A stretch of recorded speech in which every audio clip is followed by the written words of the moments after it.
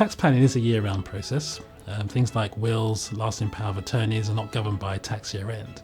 Tax year end fundamentally focuses on the use of allowances and reliefs, which are available only in that tax year.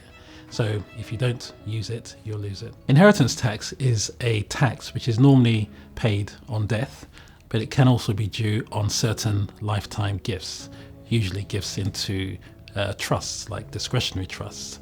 Now, inheritance tax is usually paid over a certain amount, i.e. £325,000, also known as the nil rate band or inheritance tax threshold.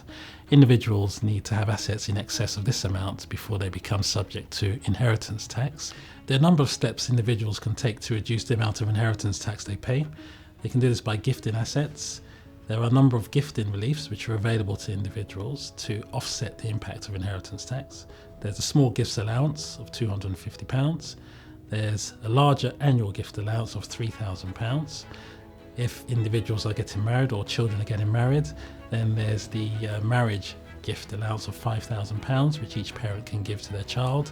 Grandparents can give £2,500 and anyone else can give £1,000.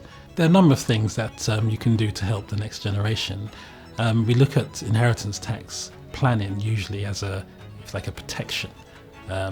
We look at it from a protective perspective in terms of placing assets in trust, etc. But you can also create estates for your children. Things like using junior ISAs, for example, is a good way of getting money out of your estate if you use income to fund the junior ISA, but also creating an asset for the child. Pensions is another good way of getting money outside of your estate, creating an estate for your child. And use of trusts and various other types of tax-efficient investments. In terms of other tax planning considerations, think about updating or reviewing your wills, your lasting powers of attorney. Just undertake a review of all your allowances and reliefs. Are there any assets which can be transferred to another spouse in order for them to use reliefs that they may have? But above all, take advice. If you want further information on this, speak to your St James's Place partner, who'll be more than happy to help you.